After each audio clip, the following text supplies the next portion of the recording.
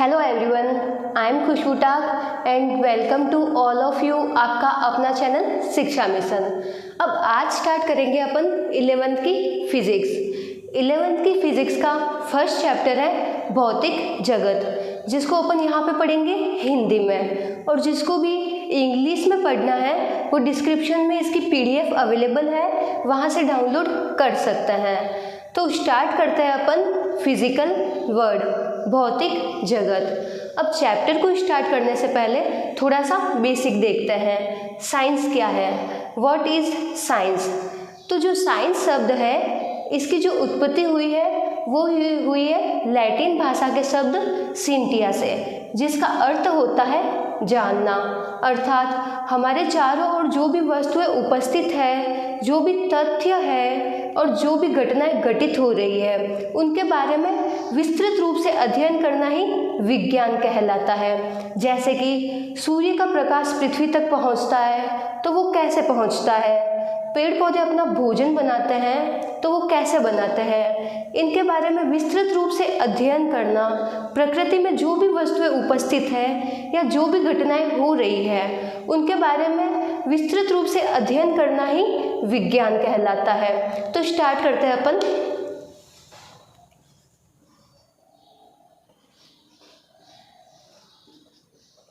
Science, ये जो science शब्द है इसकी उत्पत्ति हुई है लैटिन भाषा के शब्द सिंटिया से, जिसका अर्थ होता है जानना।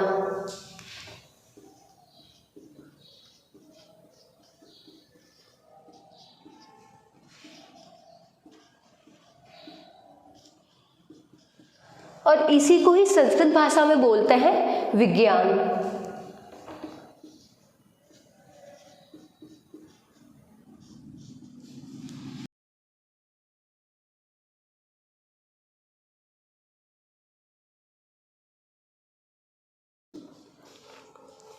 अर्थात हमारे चारों ओर उपस्थित वस्तुएं, तथ्य व घटनाओं का विस्तृत रूप से अध्ययन करना ही विज्ञान कहलाता है। अब विज्ञान है उसकी बहुत सारी ब्रांच होती है।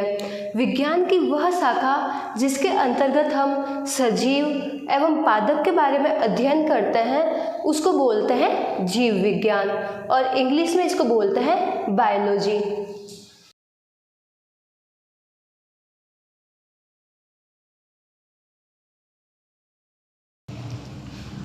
विज्ञान की वह शाखा जिसके अंतर्गत सजीवों व पादप का अध्ययन किया जाता है उसको बोलते हैं जीव विज्ञान। ऐसे ही विज्ञान की वह शाखा जिसके अंतर्गत अणु, परमाणु, पादप एवं रसायन के बारे में विस्तृत रूप से अध्ययन किया जाता है उस शाखा को बोलते हैं अपन रसायन विज्ञान, और इंग्लिश में बोलते हैं इसको केमिस्ट्री।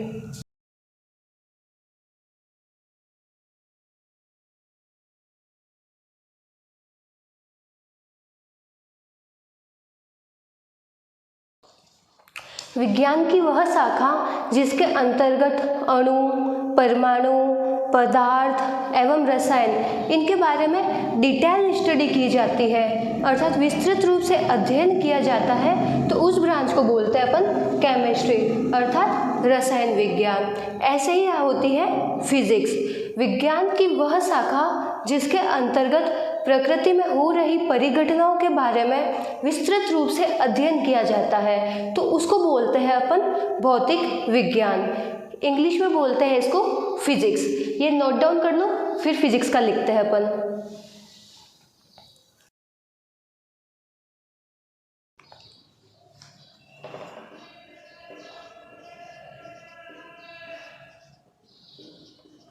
जो फिजिक्स शब्द है उसकी उत्पत्ति हुई है ग्रीक भाषा का शब्द फूसिस, जिसका अर्थ होता है नेचर अर्थात प्रकृति। प्रकृति में हो रही विभिन्न घटनाओं, उपस्थित तथ्य, उनके बारे में जब अपन डिटेल स्टडी करते हैं तो उस ब्रांच को बोलते हैं फिजिक्स। जैसे कि तारों का टिमटिमाना, सूर्य ग्रहण, चंद्र ग्रहण, जो भी घटनाएं हो रही है तो उनके बारे में विस्तृत रूप से अध्ययन किया जाता है फिजिक्स के अंतर्गत, भौतिक विज्ञान के अंतर्गत। फिजिक्स शब्द की उत्पत्ति हुई है ग्रीक भाषा का शब्द फूसिस, जिसका अर्थ होता है प्रकृति।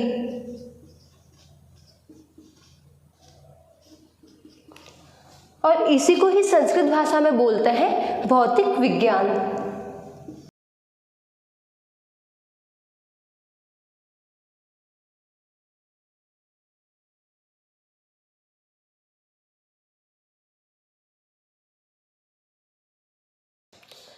विज्ञान की वह शाखा जिसके अंतर्गत प्रकृति की परिघटनाओं के बारे में विस्तृत रूप से अध्ययन किया जाता है भौतिक विज्ञान कहलाती है। जैसे कि तारों का टिमटिमाना, सूर्य ग्रहण, चंद्र ग्रहण, इसके अतिरिक्त भी जो भी प्रकृति में घटित हो रहा है उसके बारे में डिटेल स्टडी करना ही फिजिक्स होती है। अब जो फिजिक्स है उसको दो भागों में बांट रखा है। एक होती है अपनी चिर सम्मत भौतिकी जिसको बोलते हैं क्लासिकल फिजिक्स, और एक होती है आधुनिक भौतिकी जिसको बोलते हैं मॉडर्न फिजिक्स। तो 1905 से पहले की जो फिजिक्स है उसको बोलते हैं चिर सम्मत भौतिकी, और 1905 के बाद की जो फिजिक्स है उसको बोलते हैं आधुनिक भौतिकी।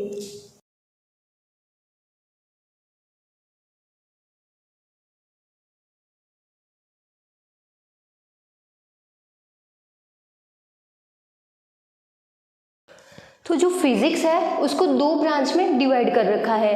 एक है अपनी चिर सम्मत भौतिकी जो कि है 1905 से पहले की फिजिक्स। उस समय प्रकाशिकी, यांत्रिकी, उष्मागतिकी, ध्वनि, ताप, इनके बारे में अध्ययन होता था। और फिर आती है अपनी आधुनिक भौतिकी, इसको बोलते हैं इंग्लिश में मॉडर्न फिजिक्स, जिसके बारे में विद्युत, नाभिकीय भौतिकी, इसको बोलते हैं न्यूक्लियर फिजिक्स, और यह आणविक भौतिकी, इसको बोलते हैं एटॉमिक फिजिक्स। ये है अपनी 1905 के बीच बाद की भौतिकी। 1905 के बाद का जो फिजिक्स थी उसको बोलते हैं मॉडर्न फिजिक्स। ये है अपना 12th का सिलेबस और ये है अपना 11th का सिलेबस। 11th में अपन क्लासिकल फिजिक्स के बारे में पढ़ेंगे। जिसको नोट डाउन करना है नोट डाउन कर लो।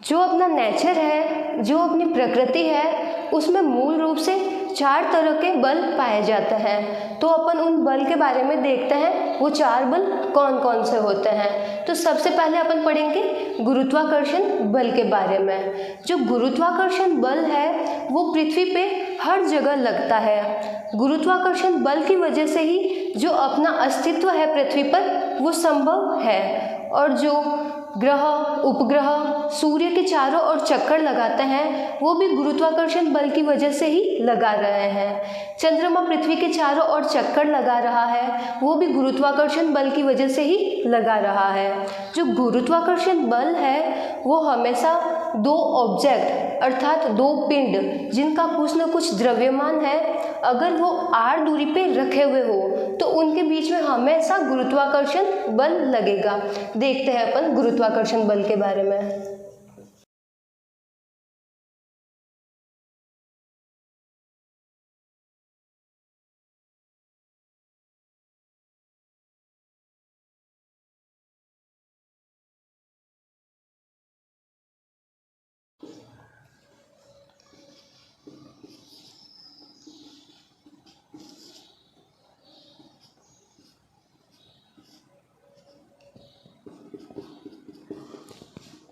यदि कोई भी 2 पिंड जिनका कुछ न कुछ द्रव्यमान है अर्थात कुछ न कुछ जिनका भार है, अगर आपस में r दूरी पे रखे हुए हैं तो उनके बीच में हमेशा एक आकर्षण बल लगेगा और उस आकर्षण बल को अपन बोलते हैं गुरुत्वाकर्षण बल। ये जो गुरुत्वाकर्षण बल है पृथ्वी में हर जगह पे लगेगा और गुरुत्वाकर्षण बल की वजह से ही अपना जो एग्जिस्टेंस है लाइफ पे अपना जो अस्तित्व है वो पॉसिबल है। गुरुत्वाकर्षण बल के बिना अपना जो एग्जिस्टेंस है वो पॉसिबल हो ही नहीं सकता। तो जो ग्रेविटेशनल फोर्स है वो हमेशा 2 पिंड के बीच में लगता है जिनका कुछ न कुछ भार है, और ये जो 2 पिंड है r दूरी पे सेपरेट है। तो देखते हैं इनके बीच में कितना ग्रेविटेशनल फोर्स लगेगा। जो ये ग्रेविटेशनल फोर्स है वो दोनों पिंड के द्रव्यमान के समानुपाती होता है और इनके बीच की जो दूरी होती है उसके वर्ग के व्युत्क्रमानुपाती होता है।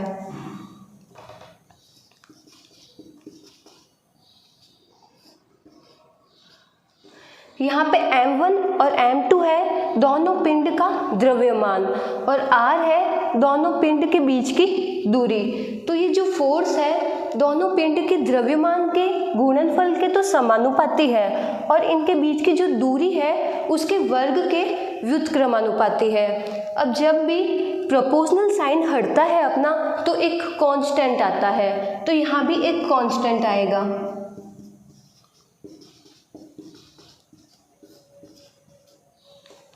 यहाँ कांस्टेंट आया है अपना g, इसको बोलते हैं गुरुत्वीय नियतांक।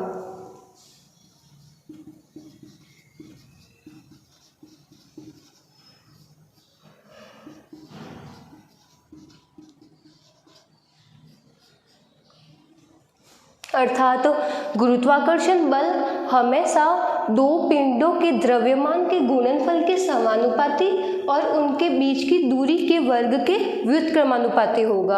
अर्थात जैसे जैसे दो पिंड के बीच की दूरी बढ़ती रहेगी वैसे वैसे जो ये बल है इसका जो प्रबलता है वो प्रबलता इसकी कम होती रहेगी, क्योंकि ये दूरी के वर्ग के व्युत्क्रमानुपाती है। अर्थात अगर दूरी बढ़ेगी तो ये जो फोर्स है ये हमारा कम होएगा।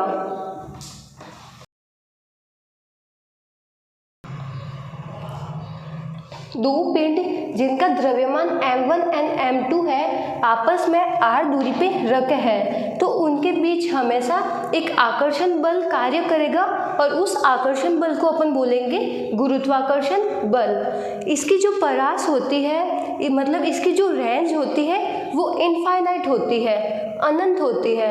अर्थात अगर अनंत दूरी पे भी अगर कोई दो ऑब्जेक्ट है अगर वो रखे हुए हैं तो उनके बीच में भी गुरुत्वाकर्षण बल लगेगा। लेकिन अपन देखते हैं जैसे जैसे अपनी दूरी बढ़ती है वैसे वैसे बल की जो वैल्यू है वो कम हो जाती है। अगर वो अनंत दूरी पे रखे हुए हैं तो दूरी अपनी बहुत ज़्यादा है, दूरी बहुत ज़्यादा होगी तो इनके बीच में जो फोर्स है वो बहुत ही कम लगेगा, लेकिन जो बल है वो लगेगा ज़रूर, पर उसकी जो रेंज है वो बहुत ही कम हो जाएगी। ये जो गुरुत्वाकर्षण बल होता है उसकी जो परास होती है वो अनंत होती है, और ये होता है ये बहुत ही वीक फोर्स होता है। सबसे वीक होता है वो होता है अपना गुरुत्वाकर्षण बल, ग्रेविटेशनल फोर्स। इसको नोट डाउन कर लो, फिर सेकंड देखते हैं।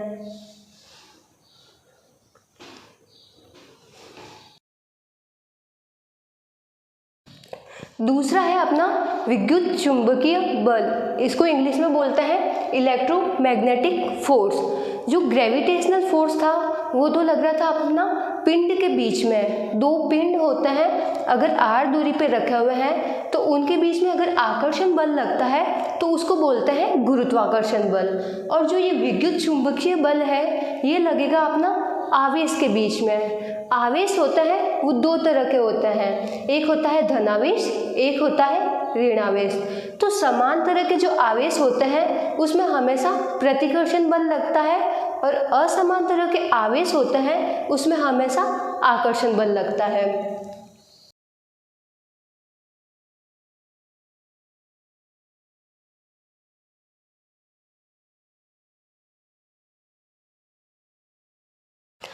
देखते हैं अपन केस फर्स्ट में, तो यहाँ पे दोनों ही पॉजिटिव चार्ज है अपने, अर्थात दोनों ही धनावेशित कण है। सेकंड में दोनों ही ऋणावेशित कण है, तो इन दोनों का आवेश सेम है दोनों का, तो इनके बीच में प्रतिकर्षण लगेगा, और प्रतिकर्षण की वजह से ये एक दूसरे से दूर जाएंगे।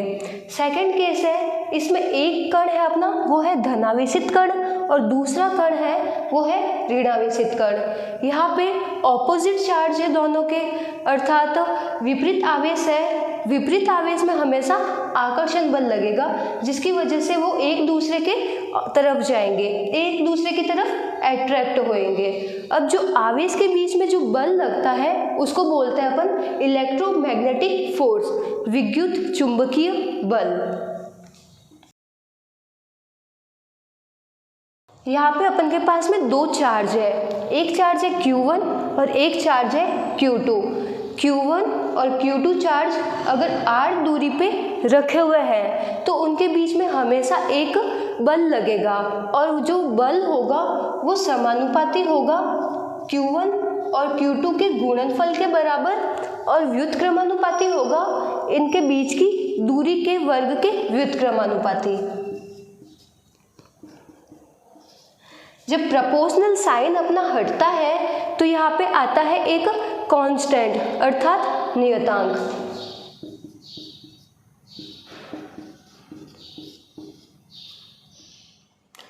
तो फोर्स की वैल्यू हो गई F = K Q1 Q2 upon R²।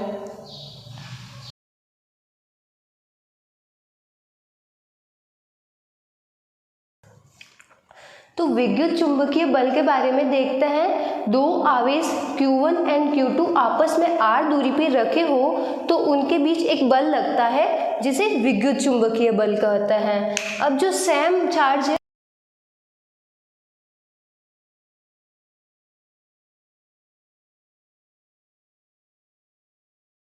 English में बोलते हैं इसको रिपेल। यहाँ पे अट्रैक्शन फोर्स होएगा और यहाँ पे रिपेल फोर्स होएगा अपना, ठीक है। अब इसकी जो रेंज है वो मतलब इसकी जो परास है वो होती है अनंत। अगर दो चार्ज आपस में इनफाइनाइट डिस्टेंस पे भी रखे हुए हैं तो उनके बीच में भी ये जो विद्युत चुंबकीय बल है वो कार्य करेगा।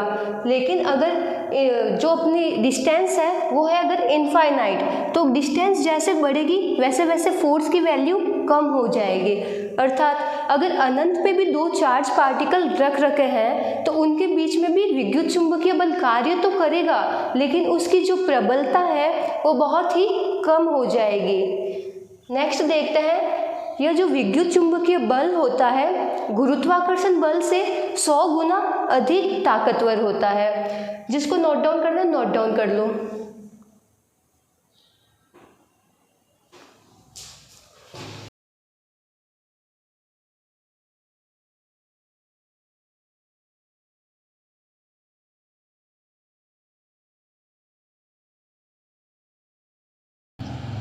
तीसरा आता है अपना प्रबल नाभिकीय बल। इंग्लिश में बोलते हैं इसको स्ट्रॉन्ग न्यूक्लियर फोर्स। अब जो ये प्रबल नाभिकीय बल है वो लगता है अपना नाभिक में। अब नाभिक में होते हैं अपने प्रोटॉन और न्यूट्रॉन। तो प्रोटॉन प्रोटॉन न्यूट्रॉन न्यूट्रॉन और प्रोटॉन न्यूट्रॉन के बीच में जो बल लगता है उसी को ही बोलते हैं प्रबल नाभिकीय बल। ये जो बल होता है वो सबसे स्ट्रॉन्ग बल होता है और इसी की वजह से जो नाभिक है उसका अस्तित्व होता है वो संभव होता है। यह है अपना नाभिक और इसमें पाया जाता है प्रोटॉन न्यूट्रॉन। इसमें बहुत सारे प्रोटॉन और बहुत सारे न्यूट्रॉन होते हैं। तो प्रोटॉन प्रोटॉन न्यूट्रॉन न्यूट्रॉन और प्रोटॉन न्यूट्रॉन के बीच में जो फोर्स लगता है उसी को ही बोलते हैं अपन प्रबल नाभिकीय बल। अब अपन जानते हैं जो अपना प्रोटॉन होता है वो तो होता है धनावेशित, लेकिन जो न्यूट्रॉन होता है वो उस पर कोई भी आवेश नहीं होता है। तो प्रोटॉन और प्रोटॉन मतलब दोनों ही धनावेशित है तो इसके हिसाब से तो यहाँ पे रिपेल होना चाहिए, प्रतिकर्षण होना चाहिए। लेकिन ये जो बल है इस पे आवेश का कोई भी प्रभाव नहीं पड़ता, ये आवेश के प्रभाव से एकदम मुक्त है। यहाँ पे जितना फोर्स अपना दो प्रोटॉन प्रोटॉन के बीच में लग रहा है या फिर न्यूट्रॉन न्यूट्रॉन के बीच में लग रहा है उतना ही फोर्स प्रोटॉन और न्यूट्रॉन के बीच में भी लगेगा। यहाँ पे धनावेशित से कोई भी मतलब नहीं होता है। यह जो बल है वो आवेश का इस पे कोई भी प्रभाव नहीं पड़ेगा। प्रोटॉन प्रोटॉन के बीच में जितना फोर्स है उतना ही फोर्स प्रोटॉन और न्यूट्रॉन के बीच में भी लगेगा और इसी बल की वजह से जो नाभिक का अस्तित्व है वो संभव होता है।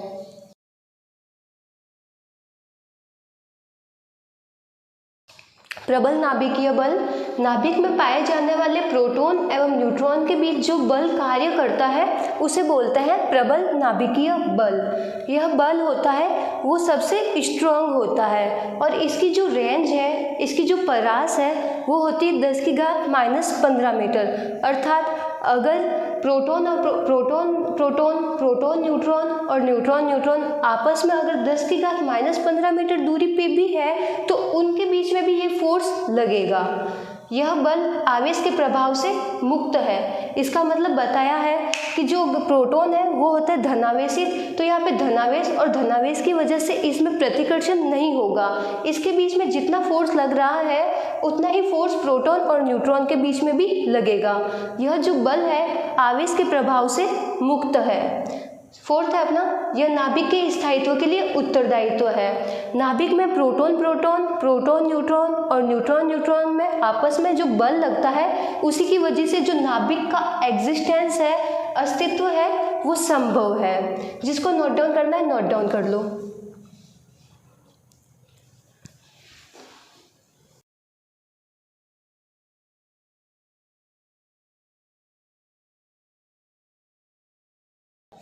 चौथा आता है अपना दुर्बल नाभिकीय बल। इसको बोलते हैं वीक न्यूक्लियर फोर्स।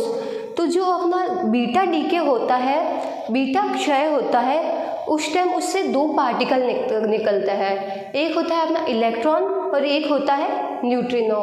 तो उनके बीच में जो फोर्स लगता है, उसके बीच में जो बल लगता है उसको बोलते हैं दुर्बल नाभिकीय बल।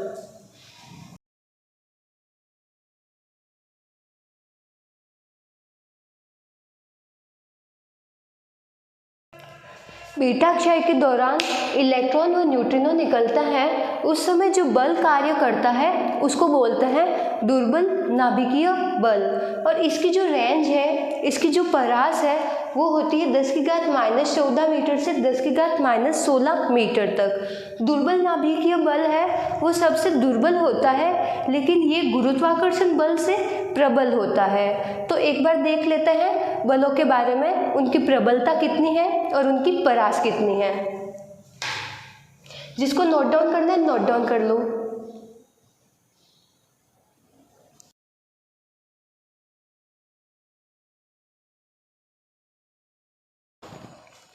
देखते हैं अपन इस टेबल में। तो सबसे पहला है अपना प्रबल नाभिकीय बल।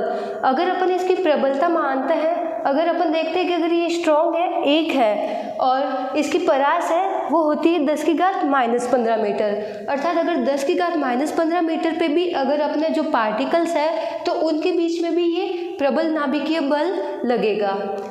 फिर आता है अपना विद्युत चुंबकीय बल। अगर अपन प्रबल नाभिकीय बल की प्रबलता 1 मानते हैं तो उसके रेस्पेक्ट में इसकी प्रबलता 10⁻² हो जाएगी, अर्थात उससे कम हो जाएगी। 10⁻² गुना प्रबल नाभिकीय बल से इसकी जो प्रबलता है कम है। और जो इसकी परास है, मतलब इसकी जो रेंज है वो है इनफाइनाइट। अगर इनफाइनाइट पे भी अपने जो चार्ज पार्टिकल रखे हैं तो उनके बीच में भी ये फोर्स लगेगा। तीसरा आता है अपना दुर्बल नाभिकीय बल। इसकी प्रबलता प्रबल नाभिकीय बल के रेस्पेक्ट में 10⁻13 मीटर है, अर्थात उससे 10⁻13 मीटर कम उसकी प्रबलता है। और इसकी जो रेंज है वो है 10⁻14 मीटर से 10⁻16 मीटर। चौथा आता है अपना गुरुत्वाकर्षण बल। इसकी जो प्रबलता है स्ट्रॉन्ग न्यूक्लियर फोर्स से 10⁻39 है, अर्थात उससे इतनी गुना कम है। और इसकी जो रेंज है, इसकी जो परास है वो है इनफाइनाइट। अगर इनफाइनाइट पे भी दो ऑब्जेक्ट है वो रखे हैं तो उनके बीच में भी ग्रेविटेशनल फोर्स लगेगा। अब देखते हैं प्रबलता का बढ़ता क्रम। सबसे स्ट्रॉन्ग फोर्स होता है वो होता है अपना प्रबल नाभिकीय बल, फिर उसके बाद में आता है विद्युत चुंबकीय बल, उसके बाद में आता है दुर्बल नाभिकीय बल, और सबसे जो वीक होता है वो होता है अपना गुरुत्वाकर्षण बल। तो ये है प्रबलता का बढ़ता क्रम। जिसको नोट डाउन करना है नोट डाउन कर लीजिए।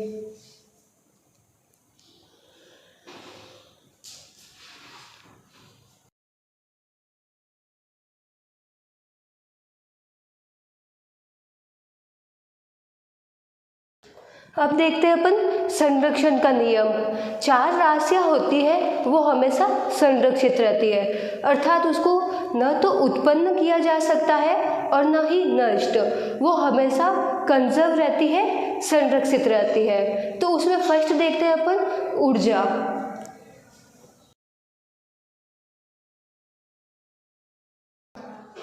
जो ऊर्जा होती है हमेशा संरक्षित रहती है, अर्थात कंजर्व रहती है। उसको ना तो अपन उत्पन्न कर सकते हैं और ना ही नष्ट कर सकते हैं, बस एक रूप से दूसरे रूप में रूपांतरित कर सकते हैं, अर्थात एक रूप से दूसरे रूप में उसको कन्वर्ट कर सकते हैं, लेकिन उसको ना तो अपन उत्पन्न कर सकते हैं और ना ही नष्ट कर सकते हैं। इसको बोलते हैं ऊर्जा संरक्षण का नियम।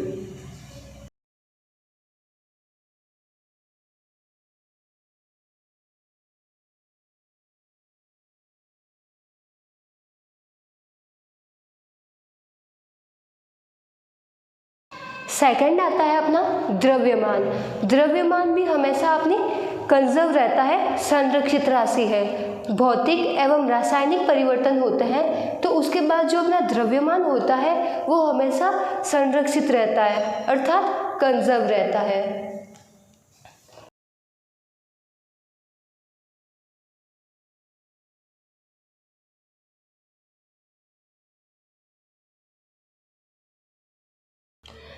तीसरा आता है अपना आवेश। आवेश भी हमेशा संरक्षित रहता है, अर्थात चार्ज पार्टिकल।